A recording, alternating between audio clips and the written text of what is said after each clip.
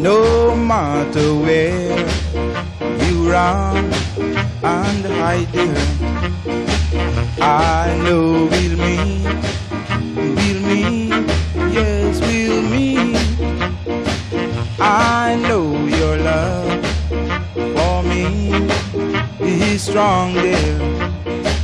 That's why we'll meet, yes we'll meet, we'll meet. To you now to give you praise and thanks for life. And we thank you for the organizers of this place and all those who work here. We'd ask, O Lord, that as we meet you, give us a good day of fellowship, and further that we ask a blessing upon what we eat. In the name of the Lord Christ. Amen. Amen. Everybody, thank you so much for coming. We're running on time. We're not running late. We're running on time. This is our time. Alright? So, this is the event that we're giving back to yourselves. Those heroes, those heroines, not just who came from Windrush, but those who worked, had families here, had, gone to Sunlight Day dry cleaners and worked, and do all those things. You're all heroes and heroines to us.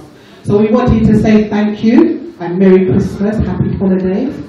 A little bit about Carewatch. My partner Veronica is stuck in some traffic. I know that you all had some traffic problems as well. So when she comes, she will tell you about Carewatch. But I will tell you about One Step Forward. One Step Forward is an organisation that we work with children as well as as parents, and we're mainly based in Jamaica, but all over the Caribbean. And this is just part of our new programs that we're having in working with parents, yourself, our senior citizens. We have a lot of information here, so when you're ready you can come over and have a look, see what we've got. We've got the young lady, Selena, over here as well, from Black Poppy Rose. So all her information is here as well. So I hope that you have a lovely afternoon and you started to get to reminisce about some of the old days, because I'm going to be coming and speaking to you all. We are going to have a lovely meal. Thank you again. And we'll be coming around with the mic and speaking to each and every one of you. We've got some games, we've got activities, we've got board games. So it's going to be a lovely afternoon. Okay? Thank you. Thank you, Mr. Livingston, for the prayer. Thank you very much. And at Carewatch, we are an agency that provides care and support to the elderly. Since this year, we have won a contract in Merton, and we have more and more getting clients who look like us. And because of that, we wanted to say thank you. We noticed in the last month, there has been acknowledgements to those who fought in the World War I and the World War II. There have been acknowledgements from the armistice, but nobody said anything about you. Nobody has said anything about how you came and built up the NHS, how you came and drove the buses and the tubes and worked at the railway stations. The challenges you faced when you came and saw no dogs, no Irish and no blacks. Some people tell me about sleeping down the tube stations in the cold. It was obviously a very challenging time, but you made it through. Not only did you make it through, you made it much better for us. So today, I came to England and I never had to sleep down a tube station. So I have to thank you all. And it is because of that we want to say, nobody's really talking about you on the TV and on the radio, so we are going to talk about you.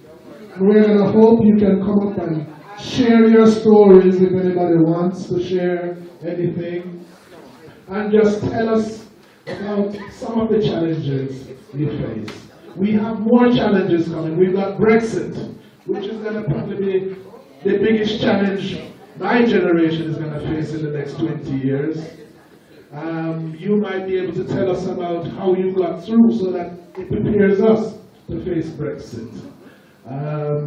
Some of you might be looking to return, so you might tell us about how you actually plan and make that move, so that we don't have to wait so long, we can make it a little bit earlier. And so that we can get back to the sun and get some sun in our bones. You might tell us about some of the illnesses and the bushes and all those things that you use, so that we don't have to rely too much on modern medicine, which just seems to make us more and more ill. So today is about thanking you. And I believe the food has been blessed. I think people are waiting. We're just waiting for service. We're waiting for you to be served. Yeah, and today, I know you guys have been working hard. The ladies have spent a lot of time around the pot because our food is not a quick microwave thing. And so today you're going to be served. You know, not one of you going to get up and go near the kitchen. And not one of you, when we finish, we're going to clean the place. Not one of you going to pick up a broom. Because you've done a lot of that for 40, 50, 60, 70 years. While you were young, of course. And today, we are here for you. So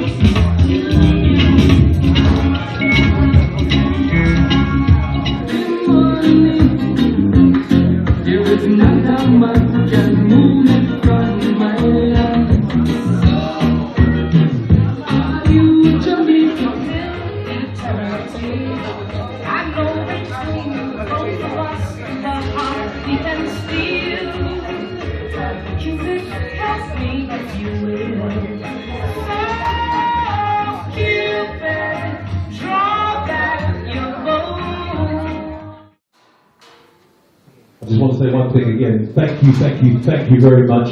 In putting this presentation together, it took quite a bit of time, and to be honest, there's just too much to cram in.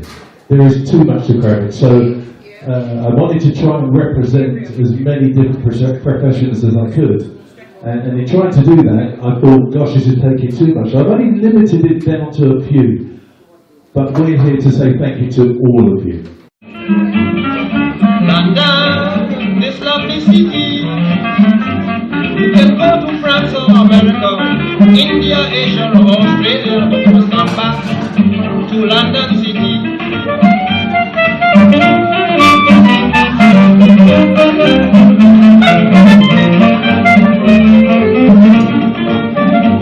Well, believe me, I am speaking broad-mindedly. I am glad to know my mother country. I've been traveling to countries years ago, but this is the place I want them to know. London, that's a place for me.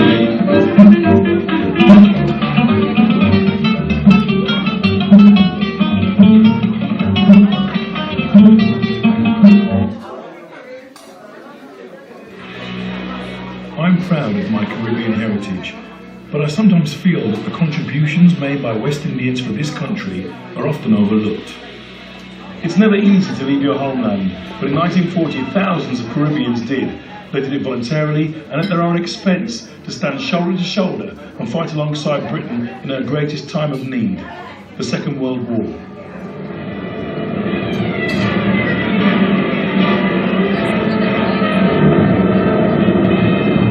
Stephen Bourne is an author who has spent years researching the contribution made by West Indians during the conflict. Why did West Indian women and men volunteer to fight in the Second World War? The West Indies at that time, when the war broke out, was part of the old British Empire. They saw Britain as their mother country. There are so many of us doing so many different things. In the Army, the Navy, the Air Force, West Indians are fighting for the new world that we all want to see. There was a shortage of RAF pilots, partly because of the decimation of the RAF during the Battle of Britain of 1940.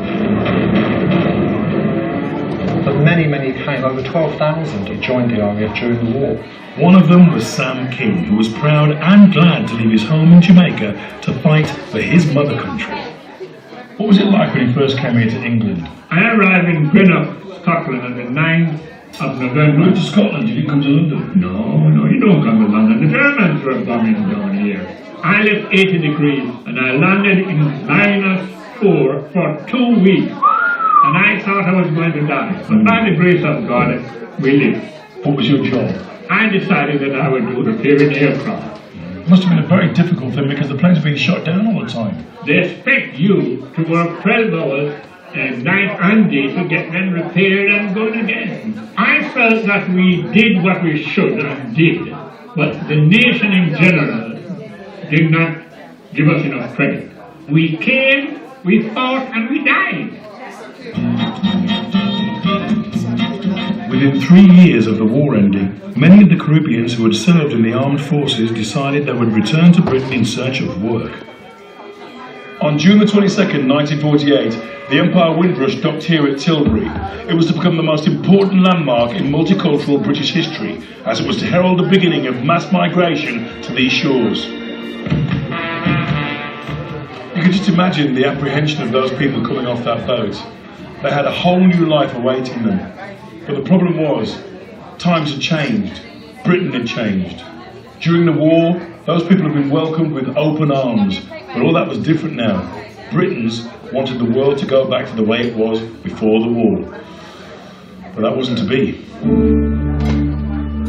In Parliament, there was even a debate as to whether this ship coming over should land. Because they were coming with West Indians, who were coming to stay. And they felt it was an invasion.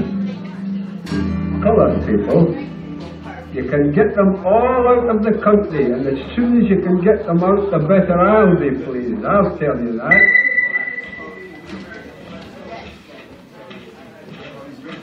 Many of the people who came here on the Windrush had nowhere to stay when they arrived, so 230 of them were placed in air raid shelters like these, which were part of the London Underground. Having travelled all that way on the Windrush, being stuck in a boat and then arriving and being told that this is going to be your home for the next few weeks while they find you accommodation, it must have been awful. And I imagine as well that if you'd fought for your country, you must have been sitting here thinking, surely I deserve better than this. Sam, you were a passenger on the Windrush. I was a passenger on the Windrush. I had to pay £28 10 shillings, which was equivalent to 3 cows. What difficulties did people have when they got here about being accepted? Accommodation. But there was an ad in the paper, room to let. When we got there it said, no Irish, no blacks, no dogs. How would you like it if a house next door to you was taken by a coloured person and became filled to bursting point with all his relations and his friends and so on and so forth? There was blatant racism in the sense that they would be told to their faces that they weren't wanted. But these men and women were resilient. I suppose even prepared to take lower jobs than they were qualified for, work their way up. And that's what they actually did. They had no choice. One way of seeing the voyage of the Windrush is as a journey towards racial acceptance. Those servicemen who arrived here aboard the Windrush and the many that followed all played a vital role in creating a new concept of what it means to be British. We're in Windrush Square in Brixton. How proud does it make you feel? Let me feel that I contributed a little. I'm not proud because our people came, we run your buses, we clean your hospitals, and we help rebuild Britain. And today it's not bad. Look at those pictures like this.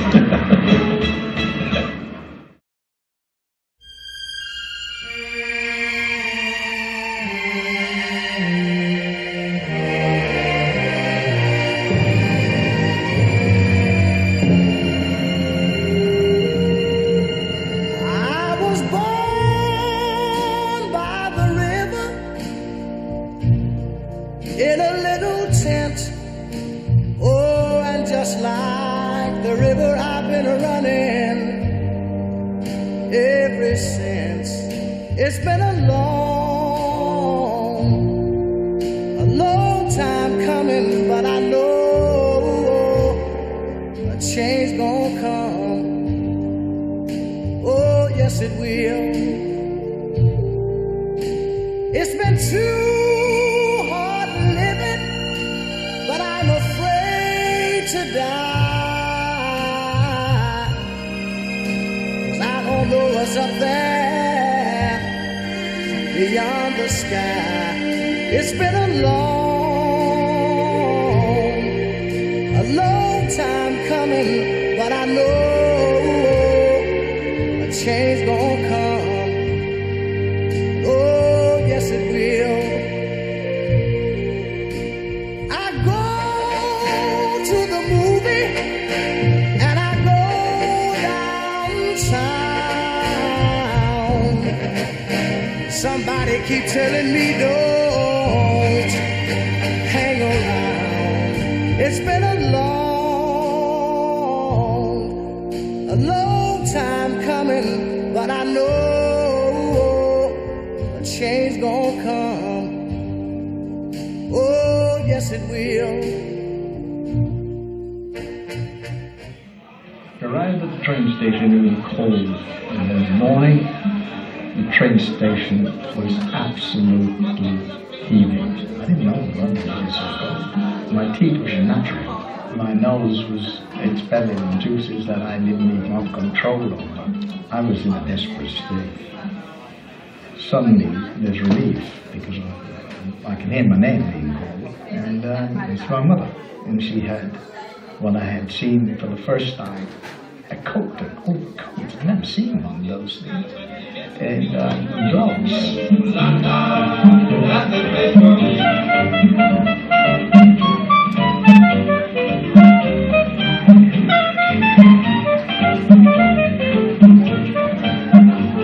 At night, when you have nothing to do, you can take a walk down Shaftesbury Avenue.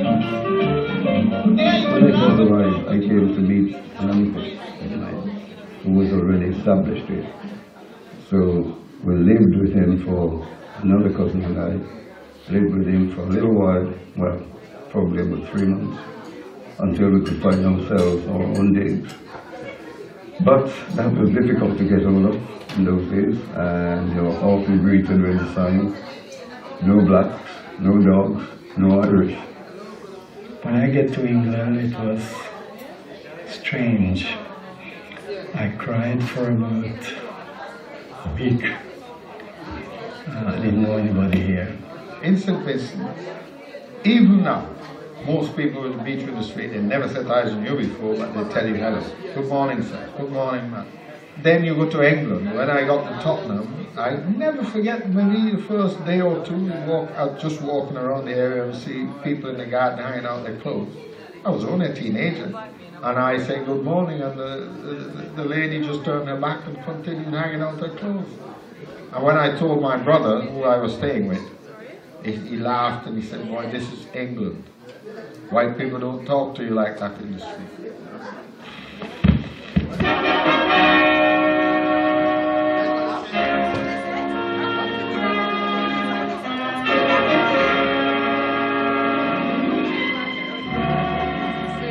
In 1954, about 10,000 West Indians came to Britain. In 1955, it is believed another 15,000 will make the long journey. Already their coming has caused a national controversy, but one point must always be borne in mind. Whatever our feelings, we cannot deny them entry, for all are British citizens and, as such, are entitled to the identical rights of any member of the Empire. Now the end of their journey is near. What will they find in the land they regard as an Eldorado? Somerleyton Road houses many of the 3,500 immigrants who have settled in Lamp. Not exactly the paradise so many expected. At number 49, Mr. and Mrs. Austin live comfortably with their children. They are lucky, for many of their fellow immigrants have been crowded 6 or 7 to a room with a weekly rent of 30 shillings each. Mrs. Morgan and Miss Edna Young have lived in England happily for 2 years.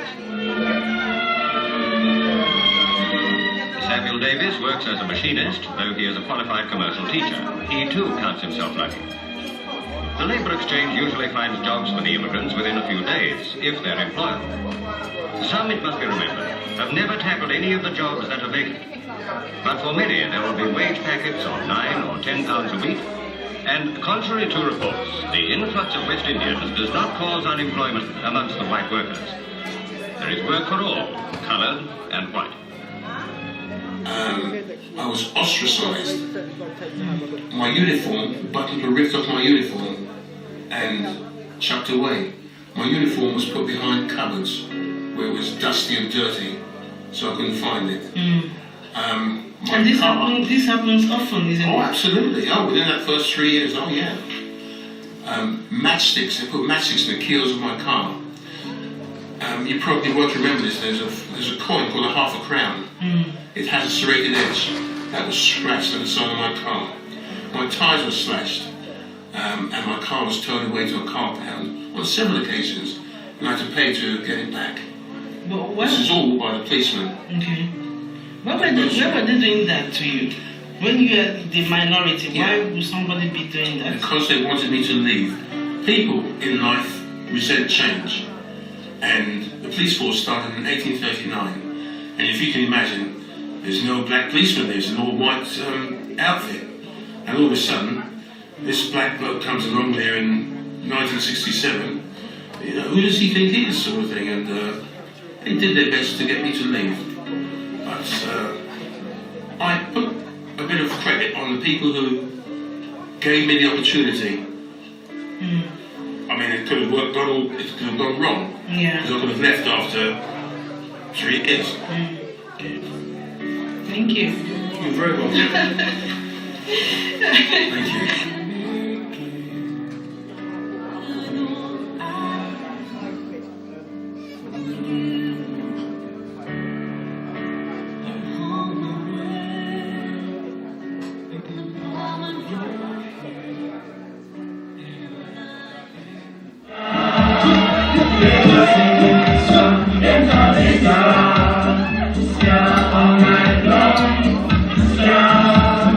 They were singing this song.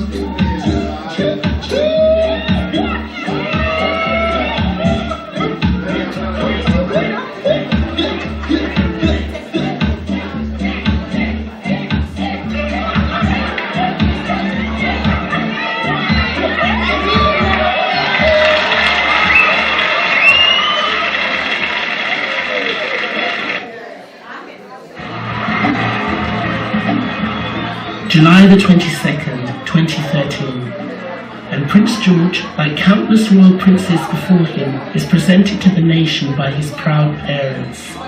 This timeless scene is part of our national story. He's a big boy, he's quite heavy. Standing discreetly behind him is a black woman, their midwife, Jackie Dunkley Bent. Jackie and women like her have played a part in our story too, and this was their moment.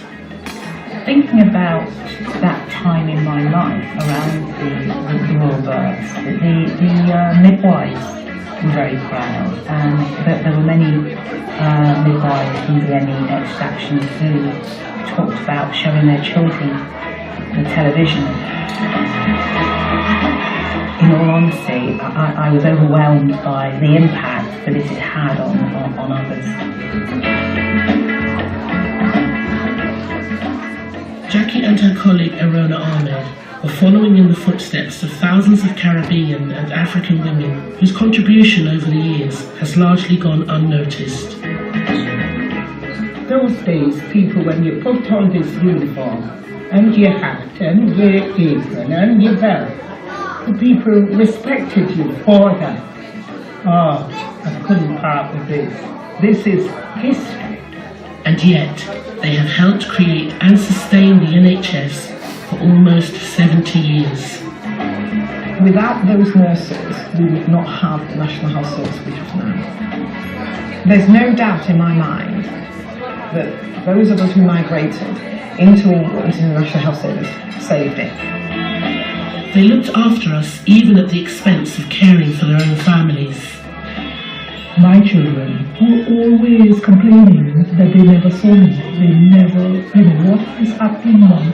Are these women going to stop having babies? The nation has much to thank them for, but we haven't always shown it. When I turned up on the doorstep, they didn't want me, herself and her husband. I don't want a black nurse coming into my house. I want my whole midwife. If you complain about me being black, there's nothing I can change about it. That's who I am, a black woman. I happen to be a nurse. Sharing Field. This is my original uniform. It's something that is the most precious thing that I have. It's my pride and joy. Beverly Chapman arrived in September 1969 as an 18-year-old with a burning sense of national pride. I remember mainly one of the things that the lady said to me at the embassy. What do you feel about yourself as somebody that was born in Jamaica going to India? And I remember saying, I am an ambassador to Jamaica. I said that I will always put forward the best of Jamaica. We rushed in on the wind of a promise. They said, come and build. Build upon streets paved with gold. We built our homes out of unemployment and spit. We built our homes out of no blacks signs. We built our homes out of crooked backs. Factory air and tired feet. Painted the walls with our public service. Tiled the roof with patriotism. For 70 years, we called it home. It was still not enough. They rushed in, cold and cruel and biting. Stripped it down to the bare bones of empire. And showed us exactly what our homes were made of.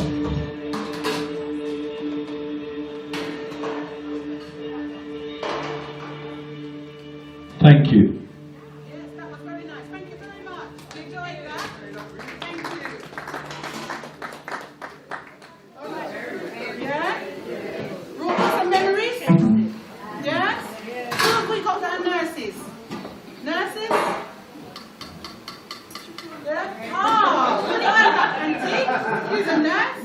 Okay. Bus drivers? Train drivers? Oh, bus driver? Train driver? Okay. Social worker, teachers? Social worker, teachers? Okay. Machinists? Okay. Yes? Over there as well. Have I listened? Oh, yourself? Okay. Where were you a machinist? Social worker. Okay. Machinist? Where were you a machinist? 30 years in the West End. At that time, the West End was... Can I just ask you to pause just 1 second, my darling? With in every respect, children's court, children... Yes, it does, doesn't it? Yeah. Okay. But when I came here first, the West End was all different costumes, dresses, wedding dresses, children's costume, children's coat, in the East End all over, and the West End. But it's not like 40, 50 years ago it's changed. The machine is not in the West End anymore. There's all the shops that will sell whatever came back to England to be sold. Okay.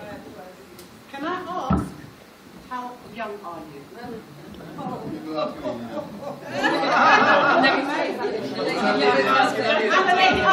Over 80. Over 80. Beautiful. I love your purple. Thank you. Thank you, my darling. Okay. So we have a social worker somewhere. When did you start? When did you become a social worker? Social worker? Are you hiding? Is that you hiding there? I think she's hiding behind her hand. Is there another social worker here? Oh, here. Yes. Tell me, when did you come here to England? 1960. 1960? Yes. And What is your profession? Well, I was requested by the government of England. James Bond. Yeah, so. You was requested, what was you requested to be doing? Well, nursing. But when I came, it was something else. There were too many at that time for the nursing, so I went to something else. Then I worked at Alpha-Gabriel. Then I trained to be a nursery nurse. Okay. And whereabouts are you from? I'm from Barbados. You're from Barbados. Brilliant. Okay. Thank you. Thank you. When I came here and saw the factories, I saw the houses. I didn't know there were houses as such because of the chimney and the smoke from it. Does anybody remember that? The chimneys and the smoke? Okay. And then inside the houses were fireplaces because there was this central heating wasn't around. I think that's the average person. And so we had houses where we burned coal inside the houses. And it was not very pleasant to people either, because looking for accommodation and the houses, it would be no blacks, no Irish. Irish first. No Irish, then no blacks, then no dogs. And that was a common thing. And I've never experienced it, but I'm told even in churches, you were discriminated against. Even in church? Even in churches, yes. I'm told this. It has never happened to me. Has it happened to anybody? Discrimination in church? Yes. Yes? So, Something we've learned today. And there was an MP here from Houston to the West, and so Enoch Power was one of those campaigns for repatriation homes. And he was an MP in the Woodland today. I lived in the Midlands, so I know. Thank you for sharing that. You came in 62. Where did you come from? Jamaica. You came from Jamaica. And your profession here?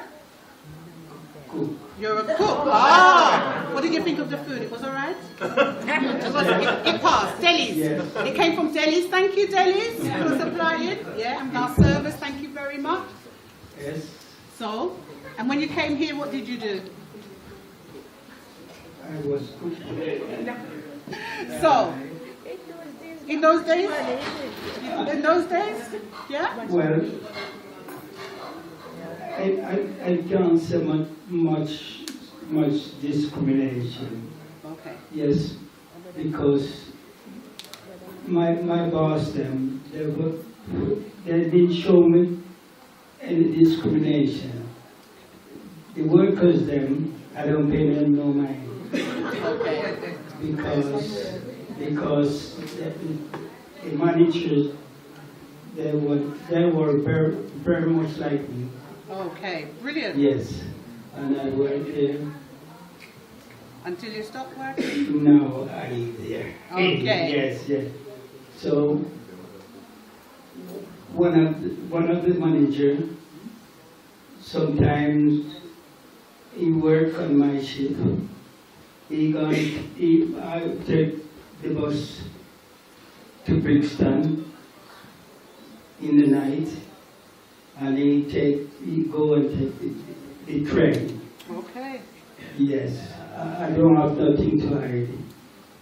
And I give him the bag, and as they look in the bag, he don't see nothing what he wants to see. Right. But ever since I go through, when he stopped the rest of them, I just go through. Okay, that's good. So thank you for sharing that. I came to this table. So there's nobody on this table speaking? Yes. No? I don't speak English. So who comes from Brixton here? Nobody? Brixton, other than us? Oh my God. So places that people come from. Hello, young lady in the red. Manchester, England, Manchester? It's a bit cold up there. Oh gosh. So when did you come? What year? 1961. 61. Okay. So did most people come 61 who was in this room? No, I came 63. You came 60. So in the 60s. Is most people in the 60s that come in this room? Yeah? Okay, okay. So, Manchester. That's where you went to first? Yes. Okay. And? Tell me, profession, you did the professional you did in Jamaica, did you do it over here? No. What was your profession in Jamaica? Well, I came in young, so I wasn't even working. Okay. So I got a job machinist, which I didn't enjoy very much. Making things for Marks and Spencer. Oh, name dropper. Well, you know, when you work for them, you have to be the best. That's right. You have to be the best. Or anything like Okay. that. Okay. Born in Jamaica, in Brixton. Okay, I was born in Brixton. And I remember when I was little, over the other side in Tulse Hill, there used to be some garages. And when we used to be in the garden, the teddy boys used to throw stones at us when we was little. And they used to say, "You nigger, get out!" And we used to say, "What are they talking about? We're English. You were born here." Okay. Who knows about the teddy boys? I do. Yeah? You do? Okay. So how did you find being in England with that type of situation compared to now? Anybody? It's very similar? Okay. Because of one incident that happened when the black chap somewhere in North London was going to the hospital. Okay. And they asked him for a light. His one hand was in thing because he had it broken. And what my brother explained, as I go to push his hand to get the light out, they beat him and killed him. One English woman saw, but she never came forward to give evidence, right? And he died. And that is when the people from Brixton, my brother said, got in trucks with chains and all of that, and go down to fight the teddy boys. Okay. That was the year. Right. Okay. Or the Portobello Road. Parties. Yes. I don't know if it's blues, but you can gather more. You know, go into other families' house and you have a nice time, which you can't do now. No. They have stopped all of that. They have. You see? And it used to be better times. Okay. One thing, as a child growing up in one of those houses, when you guys used to come and party in my back room, we got sent to the bedroom and the coats was just flung on top of us. They just fling the coats on us. It's to dig our way out of the coat to try and get a little pizza. Go back to the bedroom, there's nothing in there for you.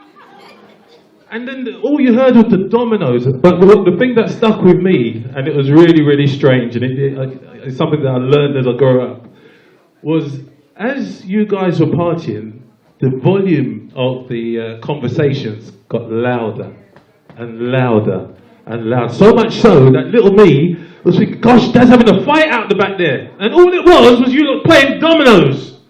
That is what we had to experience when you guys were partying. Thank you. Very lovely, Mum. Oh, I remember the parties, most definitely. In the front room, you know, and everybody coming in and having a good time and loads of noise. And I remember when like all the coats used to be flung down, like he said, but on the settee. And after everyone left, inside the settee, you found loads of money. Everyone used to have money in their pockets and used to just throw it down in the settee and drop out. That's what I remember. And I also remember what we used to do when everyone had left. We used to creep back downstairs in the sitting room and drain all the glasses, and drink all the wallets out the car, and drink all the cherry beer. So that's what I remember. Oh, you know, I'm coming over there. I'm coming.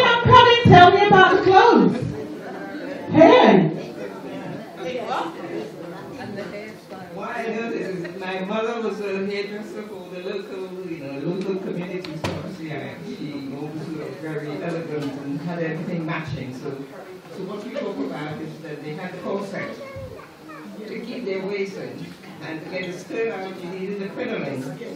And then you needed a handbag to match your clothes, as well as your court shoes matching. Not very high, but very high, and to have your hair done and makeup.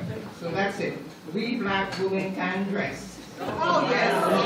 Very much so. Look at this room, you can tell. Dad was strict, Mum, you could get away with most things.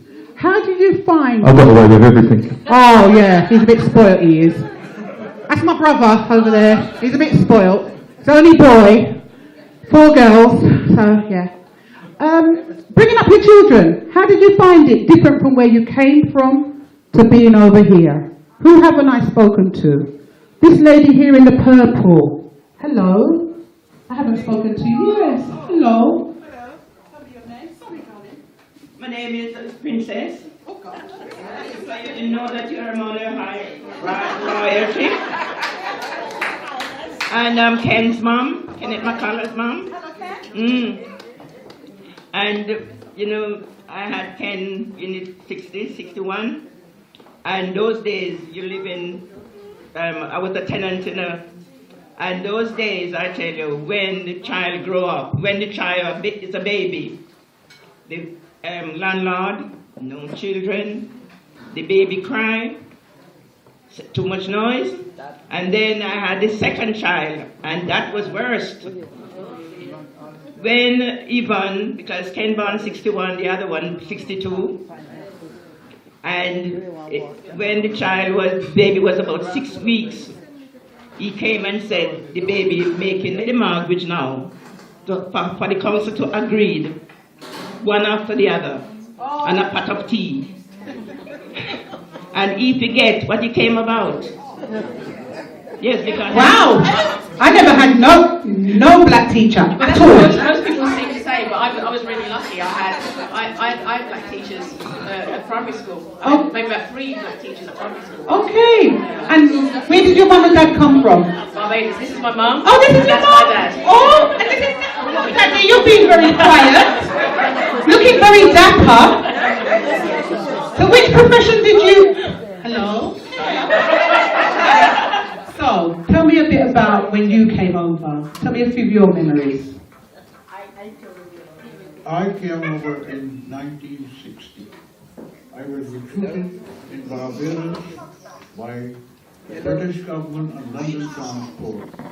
And I came over here and they said I was going to work on the buses. But when I arrived here, they sent me on the trains. And I started to work on the trains.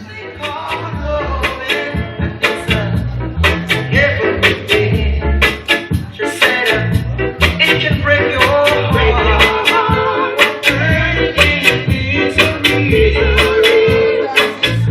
Since I met this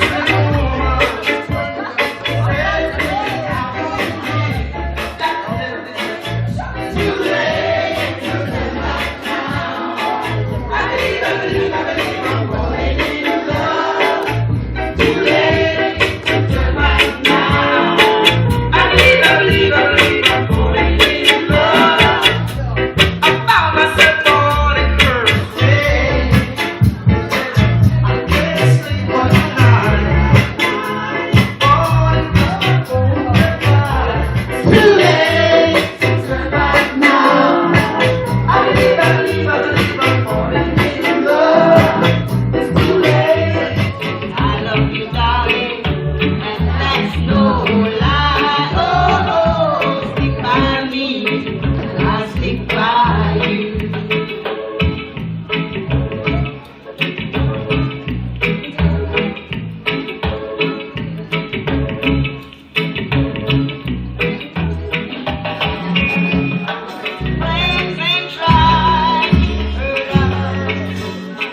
Because you know without him, none of this would be possible, yeah? Nothing at all is possible without him. Thanks that we're here today, yeah? I myself had a mini stroke, and I just have to give thanks every day to the Most High God that I'm here, okay?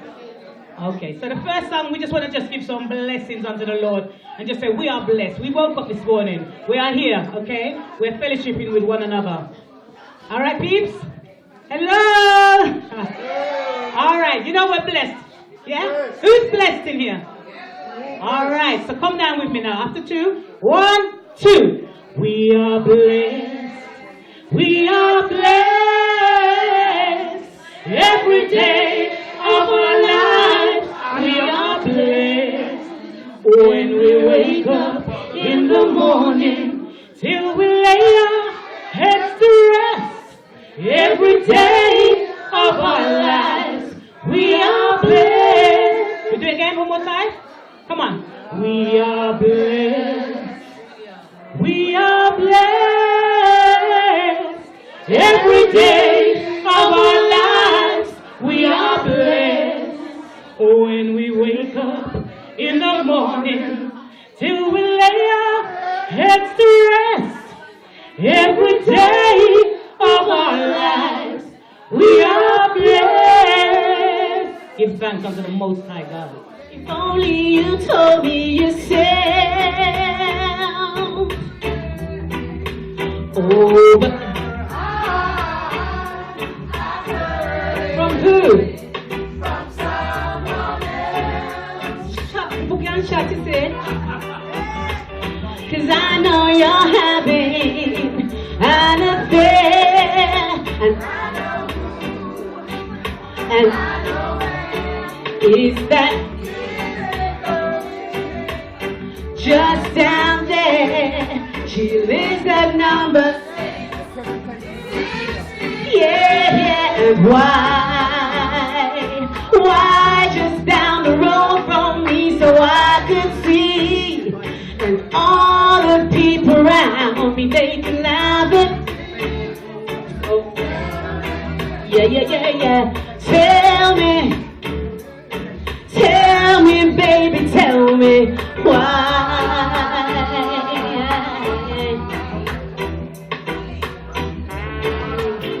Them checks say we eat and ting. True, them not know and ting. We have them going and ting. Now pop no style. I strictly rules. Now pop no style. I strictly rules. She see me on the road and she no call out to me. She see we in with pants and ting. That's for me. Say we give you heart and talk. Give me a little bass when we wind up waist. Give me a little bass when we wind up with waist. Uptown top ranking. And we got our little friend round the back there, man. You squash her, come baby. See me in me Benz and ting. Dolly true constant spring. Them checks say we come from Brixton Hill, but I true them no know and ting. And them no know say we top ranking. Uptown top ranking. I love you, baby. Oh yeah.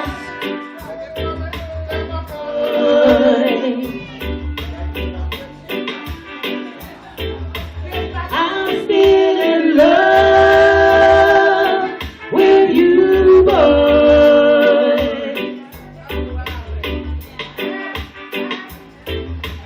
I'm still in love with you, boy.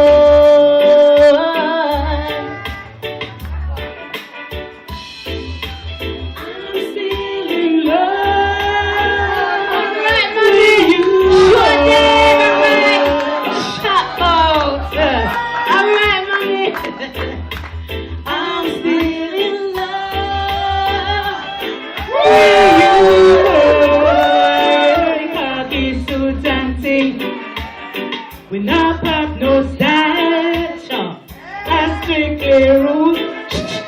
Not pop no style, come on, mommy, I strictly rules. She does see me on the ranking trend. Look how we just been 19. Love is all I bring. In a me khaki suit and ting. We not pop no style. Come on, mommy, I strictly rules. I hope everybody enjoy themselves.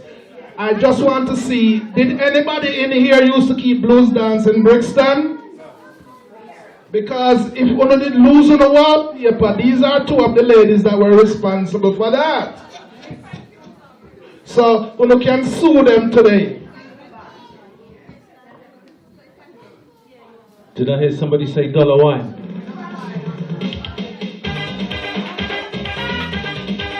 Did I hear somebody say dollar wine?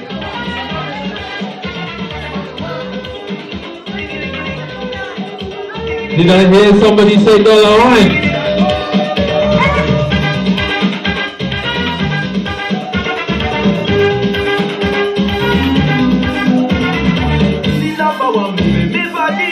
When I sing, you got that it's actually how to get that swing. Put a cent piece in your left pocket, 5 cents in your right, 10 cents in your back pocket. Baby, out that line, big buns under your bed.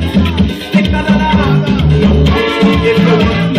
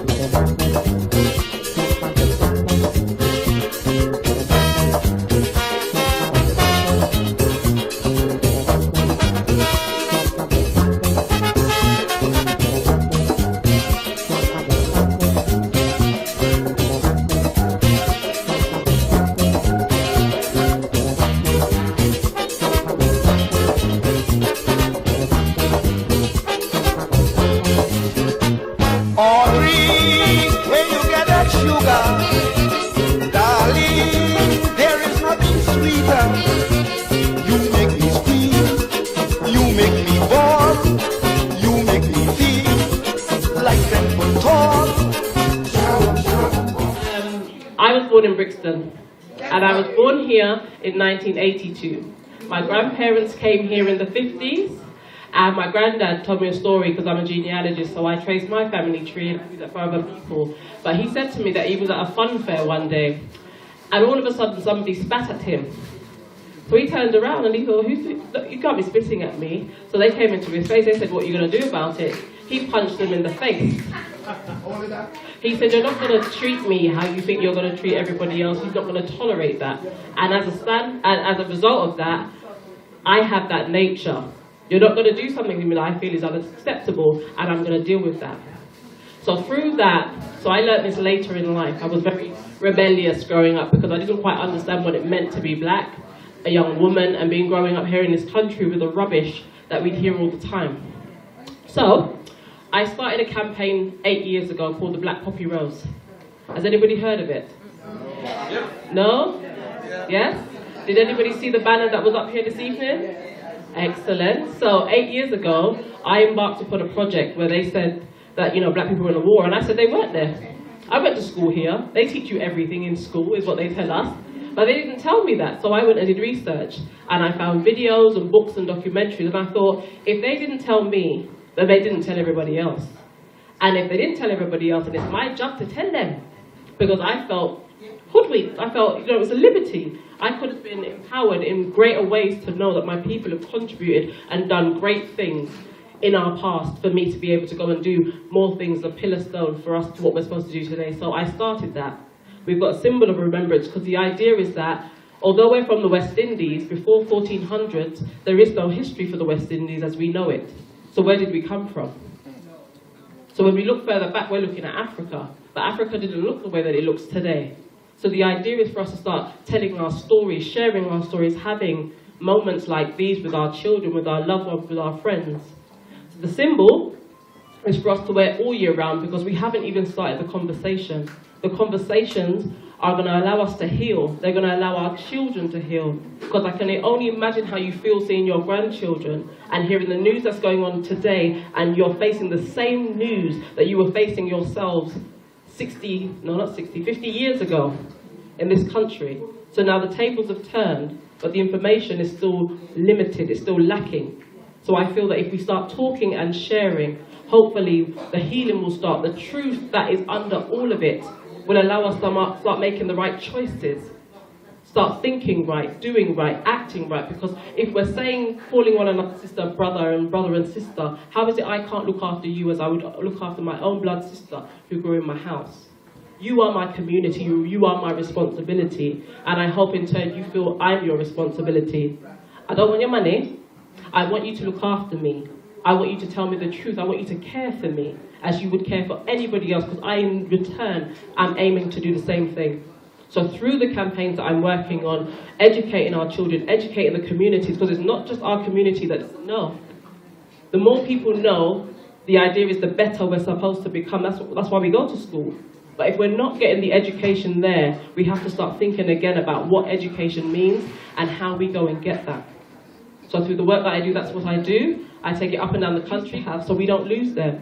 Because when the generations before you have gone and we haven't heard the stories, we're just going to be looking at pictures and faces and pointing and be like, oh, that's a nice picture, with no reference and no emotional attachment to that. And if our children don't have that, what will the future look like? I don't say that to dampen the mood, because I've had a fantastic time. I love to dance. I'm not shy. I'm not nothing, none of those things. They're gone now. So I enjoy dancing. I enjoy eating and talking. But thank you very much for all that you've done. Thank you very much for the pain, the suffering, the love, the joy, all of that you've gone through to make it worth it for us to now say thank you. And for us to take the baton that people didn't realize that we had to take. We didn't realize we had to take it. We thought you were going to do everything forever. Nobody said, yes, this is your time, the handover time. But I will take it, it's fine, and I will run with it. So thank you so much. Thank you very much for listening to me. Thank you very much. Have a good evening. Thank you, Patricia. I was coming to Anne Veronica for inviting me down here and for them allowing me to join their day in thanking and remembering you. Thank you again.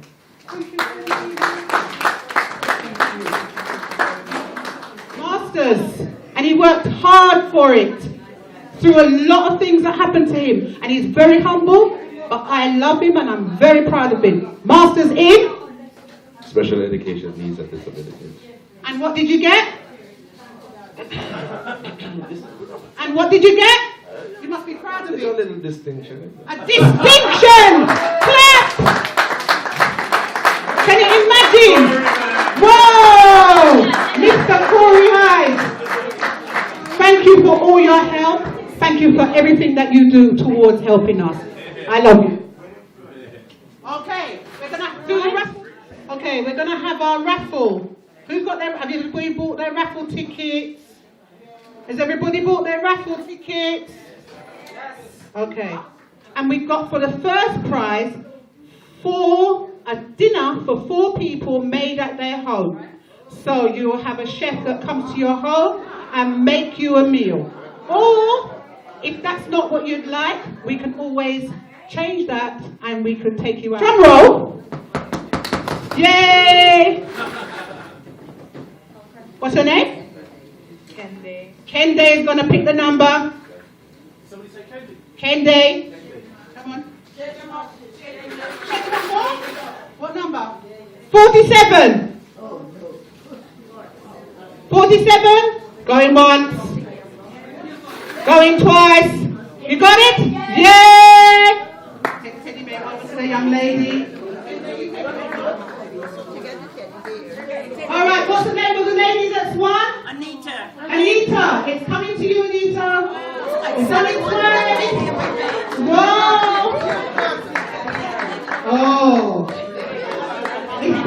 big ones.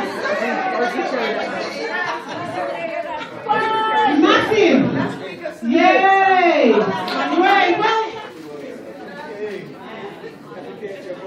Okay, look at your numbers. 73. Thank you, Grace Spoon. Oh, lovely. And the lady who won? The name of the... Have you got the 4 people already in mind? It's over the Christmas period. All right, thank you so much, very much, thank you. I'm going to hand over to Mr. Hyde. Agnes, 78, so many grandchildren, plus great-grandchildren. I praise God for all that He has given me.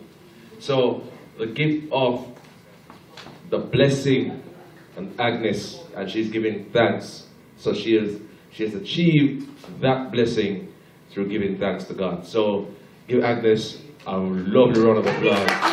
Agnes, who's Agnes? So when I call your name, just raise your hand. So, you were a care assistant for 31 years. Attended the Possible Network, 15 years. Service unconditional. I need to say some thank yous. Thank you to Veronica, who is my partner in this venture, this event. And she's been working so hard. She's over in the corner. Can I ask you to put your hands together for Veronica? Thank you very much. I'd like to say thank you again to Grace for allowing us to be here in your premises. I have to say thank you to Seymour. Thank you very much, Seymour. You're going to take over from me in a little while. And then we have Winston and Frederica. Oh my God. They are my lovebirds. I love them. Thank you so much for coming again. And thank you to my brother. This one here, he's my baby brother. He played the music, he put everything together, he worked hard, he was working on this right the way through. So again, thank you, my brother, very much. And thank you to you all.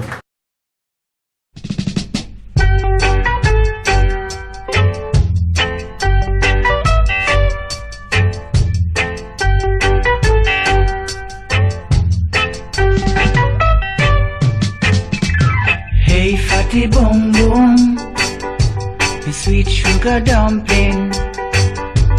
Hey, fatty boom boom, let me tell you something. No, not because you're so big and fat. Don't believe I'm afraid of that. Self-praise is no recommendation. I'm looking for creation. Hey, fatty boom boom, the sweet sugar dumpling. Hey, fatty boom boom, let me tell you something. To me that look like mouse on a $1 bread. I wouldn't stop trying till I drop down dead. Never let your big size fool you. The cooler day of the cool you.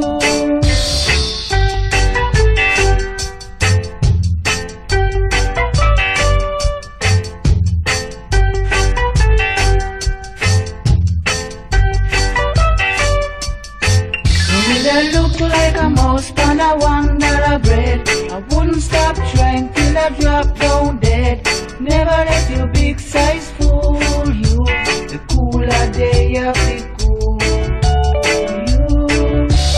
Hey, fatty boom boom, the sweet sugar dumpling.